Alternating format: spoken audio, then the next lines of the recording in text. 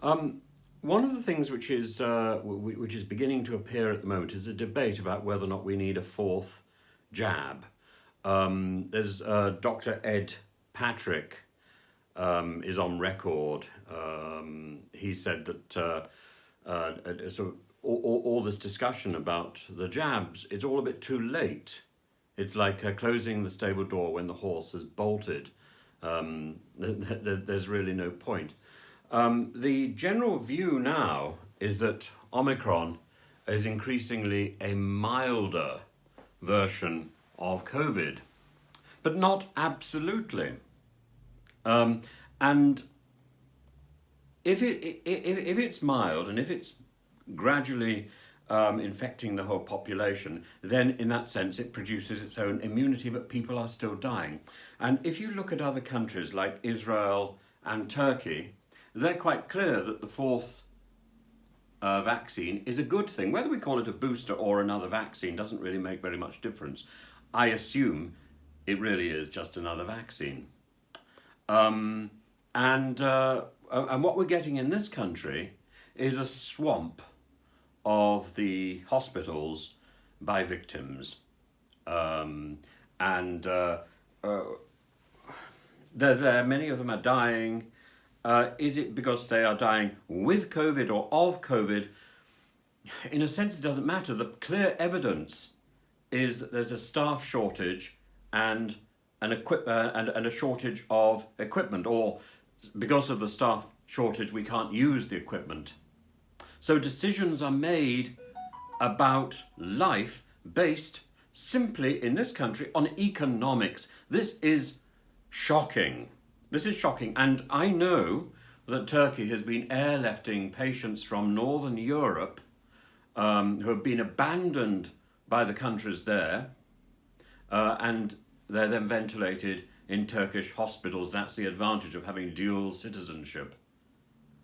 But meanwhile, have you seen that extraordinary exchange between the Health Secretary Sajid Javid and Steve James? I think it's available on Sky.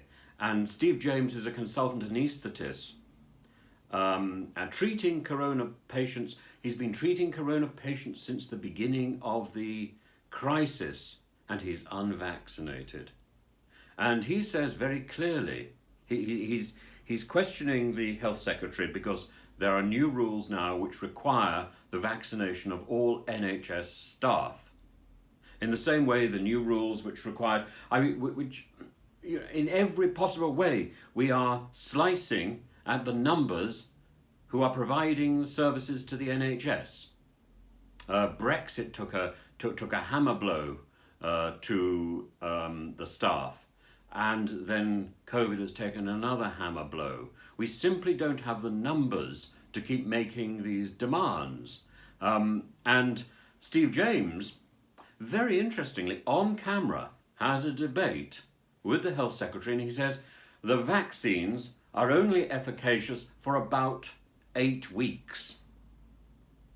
And yes, they reduce transmission during that time, particularly for Delta. He thinks that with Omicron, possibly they won't even do it for that long, but then Omicron is milder. And so here we've got somebody who's presenting a slightly different approach to the anti-vax lobby. The anti-vax lobby, often the sort of loony ideas about a global conspiracy. Here we've got somebody in medicine, in the NHS, who is saying that actually the vaccines are not efficacious for any length of time. So what we'd need to do is keep vaccinating people again and again and again, which is exactly what's happening in Israel and Turkey. It's not happening here. So we have to make a decision. What are we going to do? Sajid Javid was looking very uncomfortable in this exchange, and it bears viewing, because it seems to me that we're looking at an interesting exchange of facts.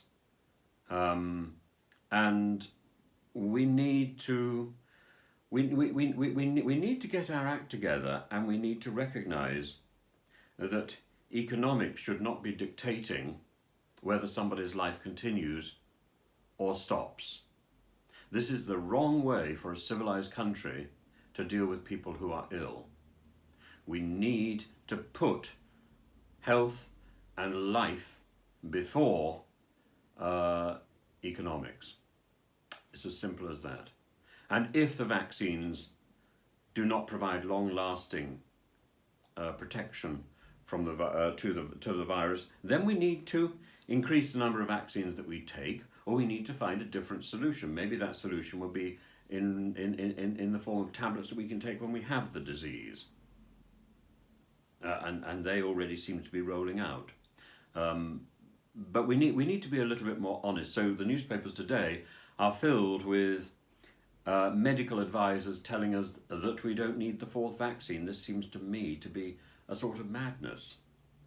When there's so much noise, and when the government is relying on its authority rather than good information, I begin to get a little bit concerned. And a lot of the anti-vax position seems to me to be based on a revolt against authority rather than a rejection of the medical science, because we don't have very much information about the medical science. What we have is authority figures banging their podia and telling us what we must and must not do. Now, I would like to go on record very firmly. I'm actually very pro-vaccination. I think from the moment that Napoleon promoted the idea of a vaccine to his troops, the vaccine as a concept was a very good thing.